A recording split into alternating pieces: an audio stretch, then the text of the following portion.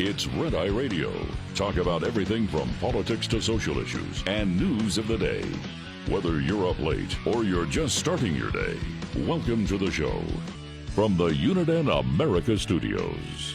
For Gary McNamara and Eric Harley, Dan Mandis, this is Red Eye Radio. Phone number is 866-90-RED-EYE, 866-907-3339, and I'm using my local text line for the network, so if you want to text in, you want to chime in utilizing the text, 615-737-9986. Gary and Eric, they'll be back next Sunday night. Monday morning, I host a radio show in Nashville, Tennessee on Super Talk 99.7 WTN. I am the morning show host. There is a lot going on. By the way, if you want to check out my local show, you can find us anywhere you stream. We also have cameras in the studio. So if you've always wondered what it was like to host a radio show or watch a radio talk show in action, you can find us on YouTube, Facebook, X, as well as our website. And that website for my local station is 997WTN.com. Lots going on. Let's get right to it. Follow me on X at Dan Mandis Show. President Trump and the mayor of Chicago and also the governor for the fine state of Illinois, they've been going back and forth. The battle does continue, and President Trump continues to say that he will be sending in, quite possibly, the National Guard. As a matter of fact, this is what the president said on yesterday. Well, we're going in. I didn't say when. We're going in. When you lose, look, I have an obligation. This isn't a political thing. We lose when 20 people are killed over the last 2.5 weeks and 75 are shot with bullets. So let me tell you a little story about a place called D.C., District of Columbia, right here where we are. It's now a safe zone. We have no crime. It's in such great shape. You can go and actually walk with your children, your wife, your husband. You can walk right down the middle of the street. You're not going to be shot. Washington, D.C. is a safe zone right now. It's a safe city. I mean, listen, you cannot deny that Donald Trump has done incredible things with Washington, D.C., and that, yeah, it is a far better place now than when Donald Trump and the National Guard first came in. Now, do you know what happened yesterday? I don't know if you were listening earlier in the program, but I did make mention of this. The mayor of Washington, D.C., Muriel Bowser, issued an order requiring law enforcement, that's right, requiring local law enforcement and authorities to coordinate with federal law enforcement. And I did find it interesting that there is no expiration date. Because a lot of people are asking, okay, so what is going to happen? Because everybody knows the success of Washington, D.C. National Guard goes in, murder rate, crime goes down, falls off the table. But a lot of people asking a very legit question, which is, what happens once the National Guard leaves? Well, I don't know. But it doesn't sound like the mayor of D.C. is, really pushing back any longer on any of this. Because you can't argue with success. That's 5 words. You can't argue with success. So the only thing that I see happening, and Lord help us if this does happen, but what if the Democrats get the White House in 2028? They're going to pull the National Guard out and let the killing begin anew in Washington, D.C.? In a social media statement, Muriel Bowser said that her order would provide the pathway forward beyond the presidential emergency, adding that working with the federal government allows her to advance shared priorities. The order continues the Safe and Beautiful Emergency Operations Center, which will manage the district's response to Donald Trump's orders. It will formulate post-emergency planning and operations. Now, crime stats in Washington, D.C., they are incredible compared to where they were. I mean, it really is amazing.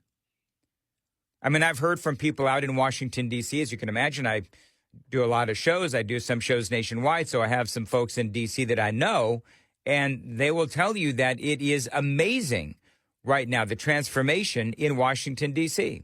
and we don't have a crime problem in Washington anymore. And the mayor has been very helpful, and the police commission has been very helpful, and it's been a great team. And I would love to have Governor Pritzker call me.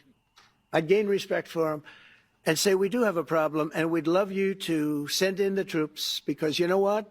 The people, they have to be protected. And so I'm very proud of Washington. It serves as a template, and we're going to do it elsewhere. But Chicago is certainly going to be high. I would love to have him call. I would love the governor of Illinois. I'd be honored to take his call. All he has to do is say, sir, we need help. It's out of control. And everyone knows it is. He's not kidding anyone. Yeah, I mean, obviously not. J.D. Pritzker, I don't think J.D. Pritzker is trying to kid anyone. I believe that J.D. Pritzker is actually blatantly lying to the people of Chicago. And you know, one of the other things that I would say about Pritzker is that there's something oh so familiar about some of the things that J.D. Pritzker is saying. Also, let's go Brandon Johnson, who is the mayor for the city of Chicago. And that is that it's almost like I'm reliving the border is secure once again. You know, remember, the border is secure. Remember that lie? Remember when, you know, talk show hosts all across the country are like, the border is not secure. But they lied to us. They gaslit the American people every single day. And that's kind of how this feels.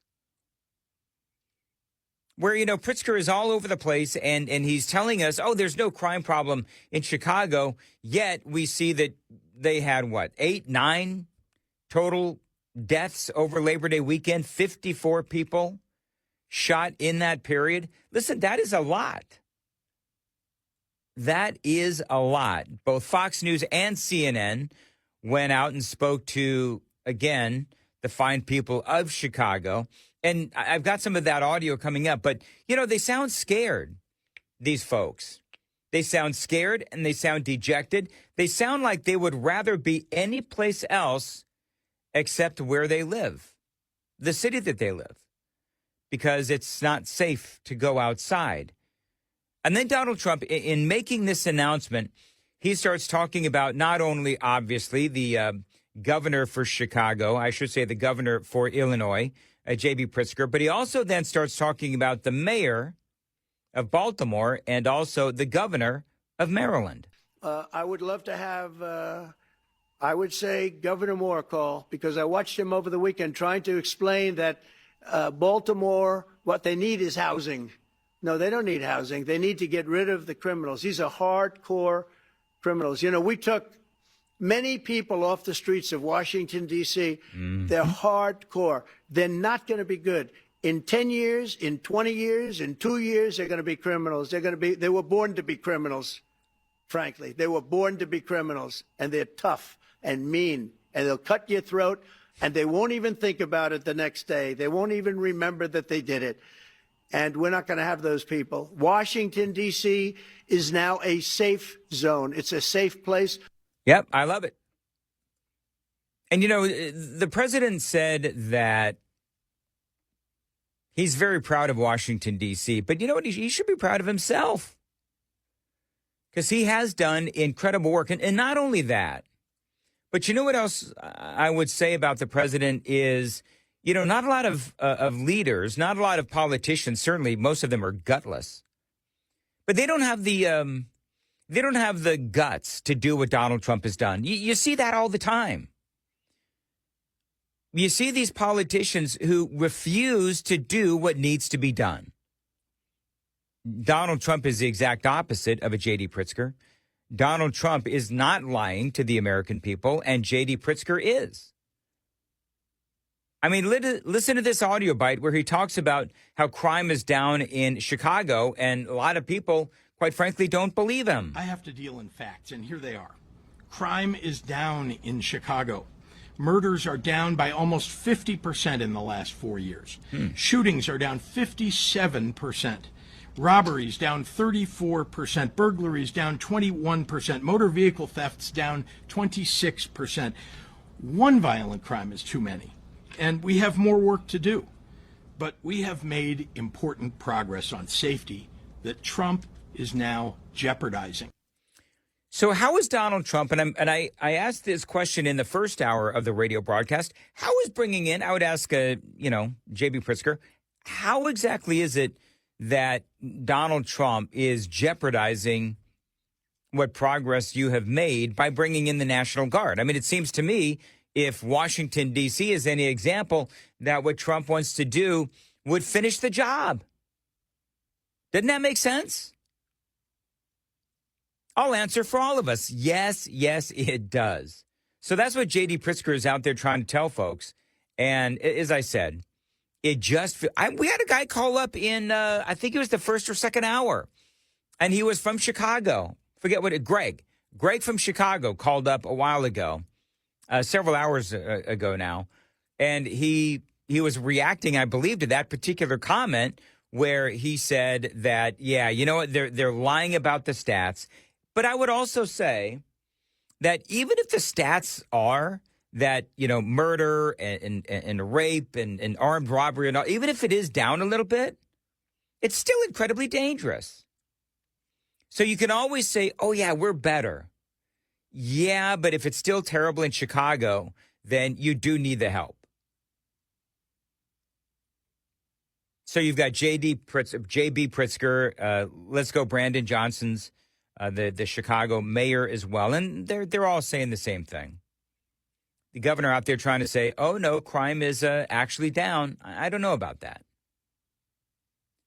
But, as I said, we had somebody who called up and gave us his story of how bad things were in Chicago. As I said, both Fox News and CNN went around and started talking to the people of Chicago and asking how they felt things were going under Let's Go Brandon Johnson and also J.B. Pritzker. This is what they said. It's just getting worse and worse every day. Every day, the local media, sometimes they report the crime for one day, and that's it. So it's just gone from bad to worse to disastrous. No one really feels safe. It's impossible to feel safe in a city like this, especially with the leadership we have. No, I don't feel safe at all in the age I'm in right now. And I got 3 girls. I'm really more concerned about them. Actually, it wasn't really as bad as it is today. When I was growing up back in the early 2000s, yeah, it was bad, but the kids nowadays, they're just wreaking havoc in all of the neighborhoods. We didn't play with guns and we didn't listen to drill rap music like at this very young age. Like these kids are carrying guns like around the ages of 8 years old, and they're killing other 8-year-old kids with guns. It's insane. Well, it's a parenting problem. Just so we're all clear, that is a parenting problem. That is a cultural problem as well. So as far as the crime stats, I mean, I'm going to be honest with you. I don't really know who to believe at this point. But what we do know is that cities like Chicago, they don't always report the crime stats to the FBI because they know that it is really a pain in the butt. The FBI, they're, in many instances, this is how they compile the stats. You send the stats to the FBI, but as you know, perhaps you know, maybe you don't, but Joe Biden, the Biden administration, initially they had changed the way that the reporting was done, and it was such a pain in the butt that a lot of cities, Chicago included, said, you know what, screw this. This is so complicated and so bad that we're not even going to bother to report our statistics. And so that's part of the conversation. We also know in places like Chicago that they don't arrest as many people as they used to. They don't charge as many people as they used to either. And the data is often skewed. So I don't know if I believe J.B. Pritzker. You have all the people who live in the city, which, again, is what I just played. And over the last several weeks, we have heard from a ton of people in Chicago who want to experience what Washington, D.C. experienced. Because what Washington, D.C. and the people there experienced is something that they have not seen in decades. Yeah. In decades. They had J.B. Pritzker is all over the place. And coming up, I'm going to play you some audio. I guess they're walking around the lakefront. And they're trying to, add to the narrative that, Chicago is just really safe. And so we're going to take a walk around the lakefront. J.B. Pritzker, the governor for the state of Illinois, and this news reporter, I'm going to play you that laughable audio. It is coming up next right here on Red Eye Radio. This morning's USDA Farm Report is brought to you by House Products.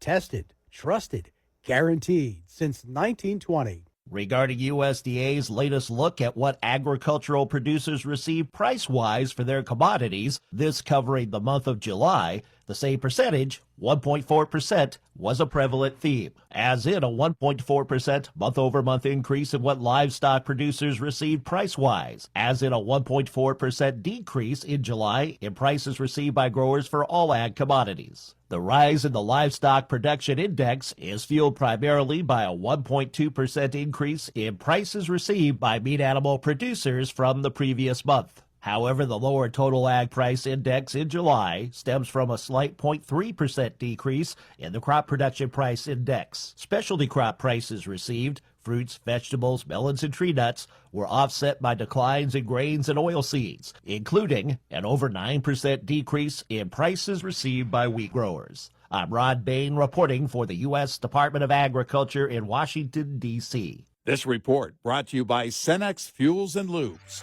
Get in touch with Red Eye Radio, toll free at 866-90-RED-EYE.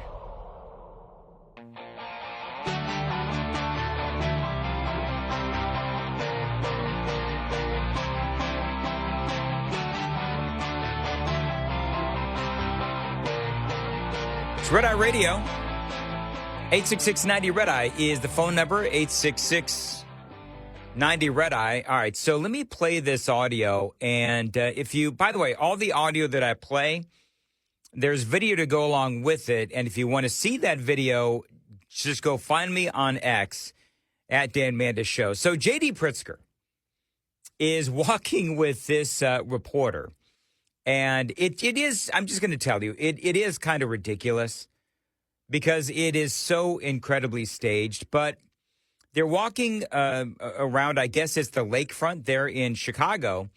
And it is painfully obvious to me that what they've done is they've completely cleared the lakefront so that Governor Pritzker and this reporter can have this conversation. You're going to hear people, especially this past weekend, 54 shot, 7 dead. Yeah. They're going to say the city's not safe. Would you ask your friends to ride the L after midnight or after, 9 o'clock at night even? Yeah. So the question was, I want to make sure that you understand what's going on. The question was, would you, if Chicago is as safe as you say, Governor Pritzker, if it's as safe as you say, then would you recommend to your family and your friends to ride the L, the train, after 9 p.m.?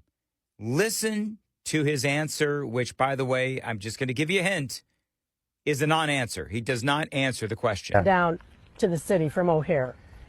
Look, big cities have crime. There's no doubt about it.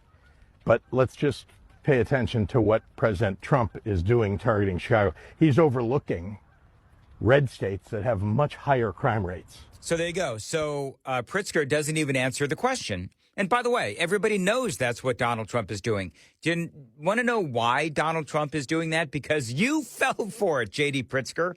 You fell for it. You played right into his hands.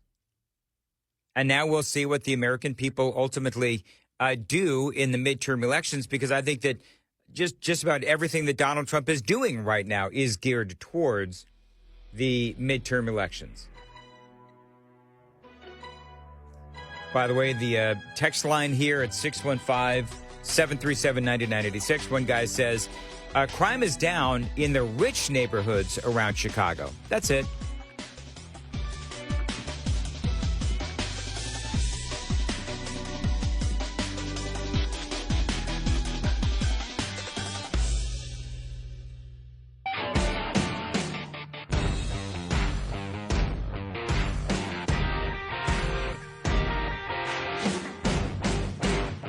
Red Eye Radio from the Uniden America Studios.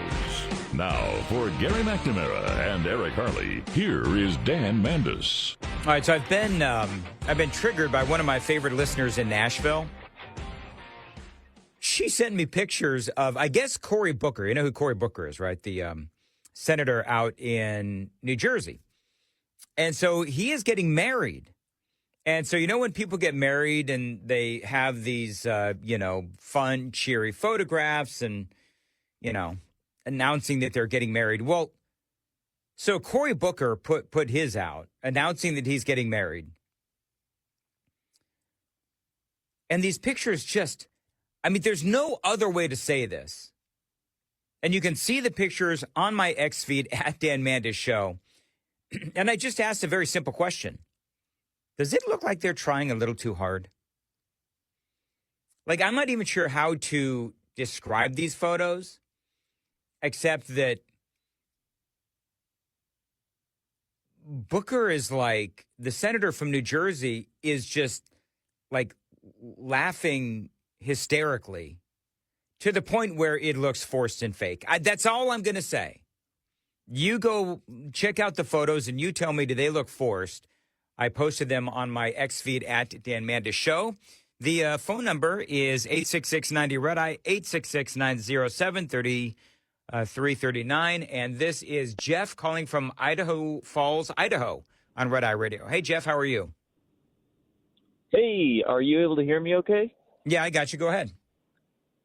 Sweet, awesome. I just think what's going on in Chicago, it's crazy. One thing not a lot of people know is that there is a higher rate of violent crime and property crime in Jackson, Mississippi, St. Louis, Missouri, and Memphis, Tennessee. But since those are in red states, Donald Trump's not too interested in sending the National Guard there. Can we agree?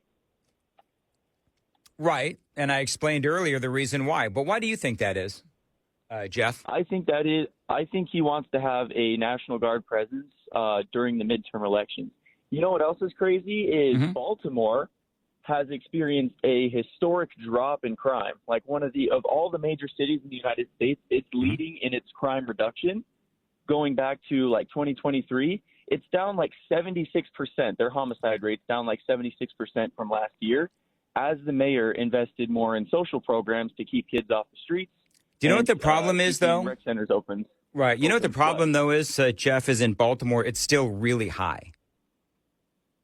It's still decently high, but it's not as high as larger cities in red states. Of all the cities with the highest rates of crime, like the top five, 4 out of the 5 are in red states. Well, but you know what?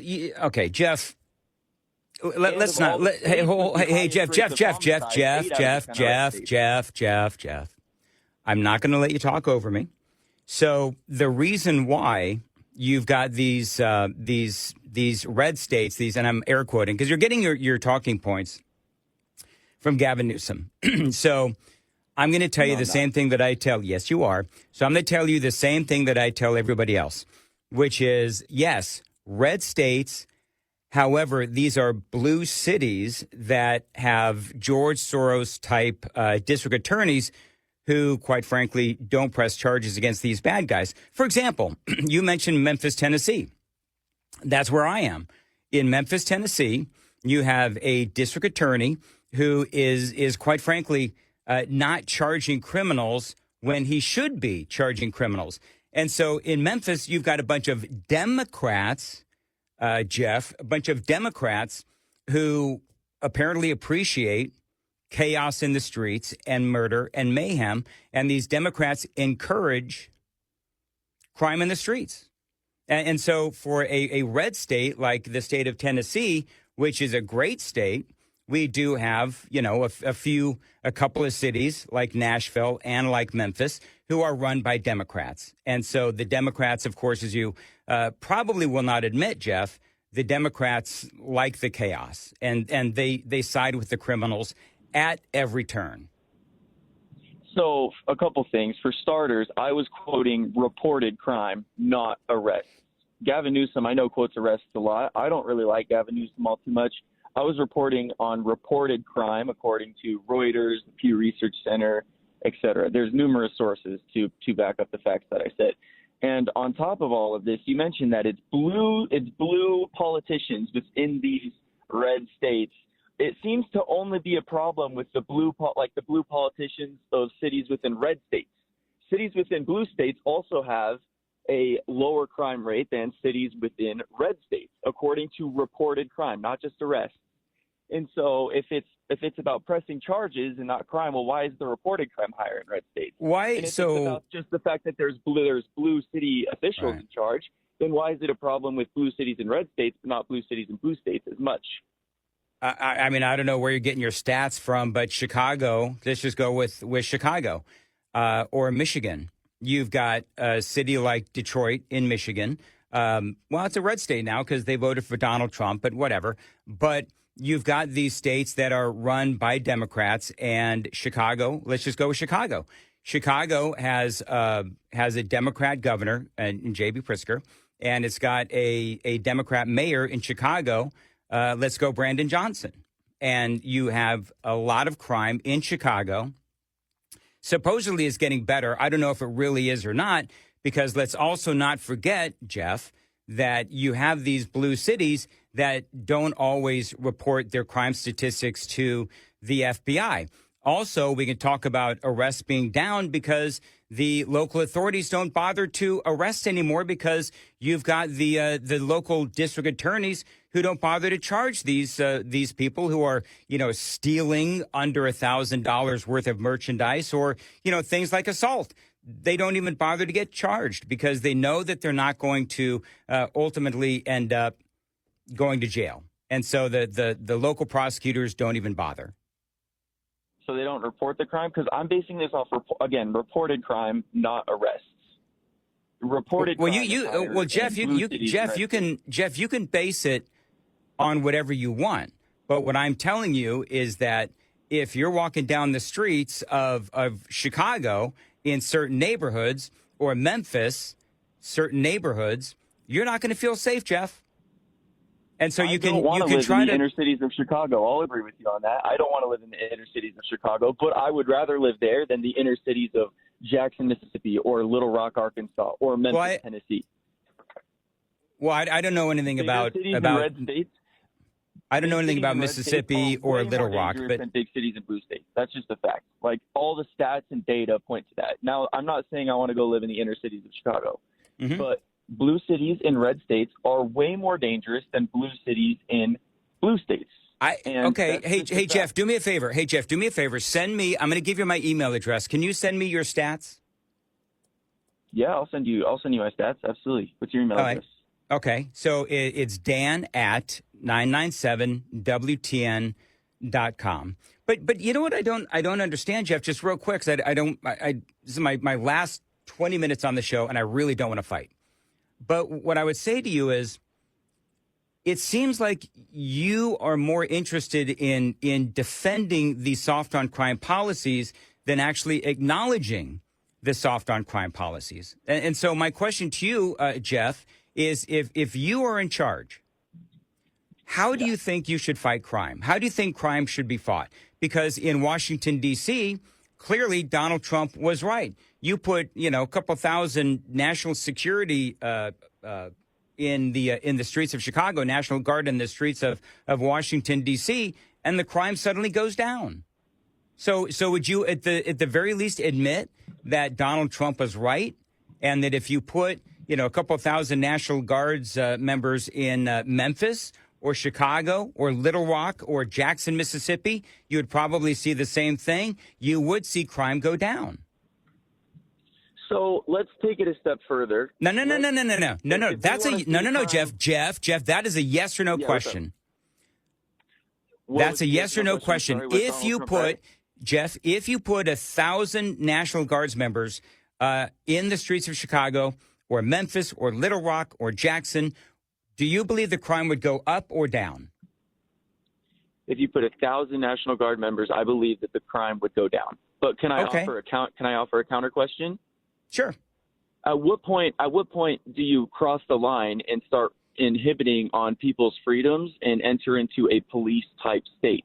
Why not just make everywhere in the United States a police nation where there's thousands of National Guard members in every city that patrol the streets. At what point does this become more like China or Russia, where it's an authoritarian state? I say that if I wanted to end crime, we have to tackle it at its source, not at the results. And what I mean by that is people commit crime when they're in poverty. We need solutions for people in poverty, like investing in your social infrastructure to allow more programs so that people can get to work, so that people can get off the streets, so that people can get off drugs or alcohol or whatever is inhibiting them from working. And we need more like rec centers to keep kids off the streets. We need more investment into public infrastructure.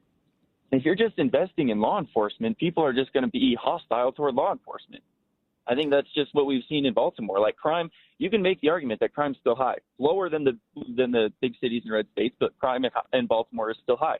Mm-hmm. But it's gone down so significantly once the mayor there, Brandon Scott, started investing in social programs instead of just upping the police budget egregiously. Can we agree on that? That's okay. So here's what I would say to you is that there are jobs, and especially in the last several years, I'm not so sure about now, but there are a ton of jobs that are out there. There's also public transportation, especially in a place like Chicago. So you can't blame the fact that these folks can't get a job. You can't blame the crime on that because there are plenty of jobs available. If they want to work, they can go out and they can find a job. And if they have some grit to them, they can go out. They can, take a taxi cab. They can walk. They can take the train. They can take the bus. But there is an abundance of jobs out there, and if they want to work, they can work. So I don't buy the fact that what you're saying that poverty leads to crime, because I believe that if people have some gumption about them, they can go and get a damn job. I agree, but you know what? What's the point of doing that if you work 40 hours a week and you could still barely pay your rent and can't afford any sort of living expenses because you don't make a livable wage? Why not just turn to a life of crime that pays significantly better?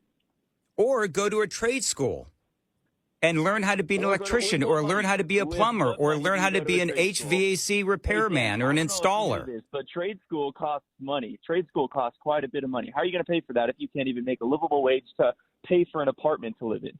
Actually, there's all kinds of government funding in my state of Tennessee. If you're a resident in the state of Tennessee, you get free trade school. So there are ways to do it. I'm trying to. You know what it sounds like, Jeff? It sounds to me like what you're trying to do, you are trying to make excuses for the criminals. I'm not. You're making excuses for the criminals. Oh, it's okay, Jeff. What you're saying to me is it's okay to go out and rob and rape and pillage and carjack because people can't find a job. When there are jobs available. Become so in love with the idea of having a police state. I thought Republicans were supposed to be small government, man. What happened? You guys are in love with a police state now, bro. Wake up. Come on now. Can I ask you a question? Can you define for me a police state?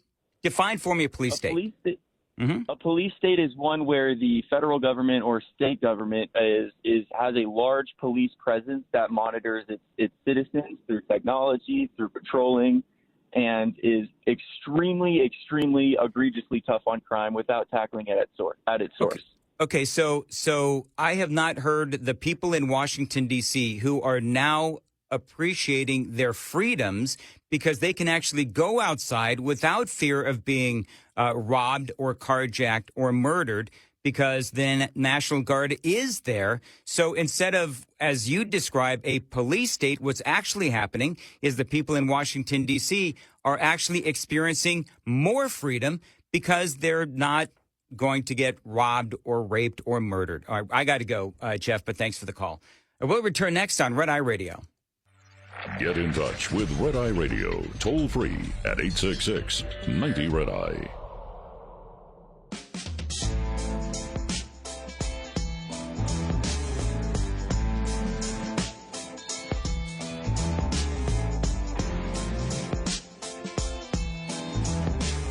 Red Eye Radio, 866-90-RED-EYE. All right, you can follow me on the socials at Dan Mandis Show.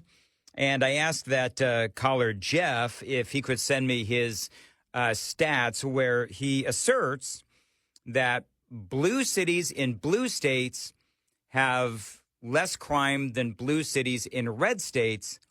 But one of the things that I would point out, and he was throwing a lot of stuff at me, but one thing that I would point out is, and it's the same thing that we always talk about, which is these states and these blue cities, they don't report their crime stats. So that's also part of the discussion. But good Lord, that dude. I mean, it was like one excuse after another. And that's the problem that we have in this society. That's Jeff's problem, is that the more excuses you make for the criminals, the less there is going to be the possibility that they're going to get their lives back on track. It's called tough love.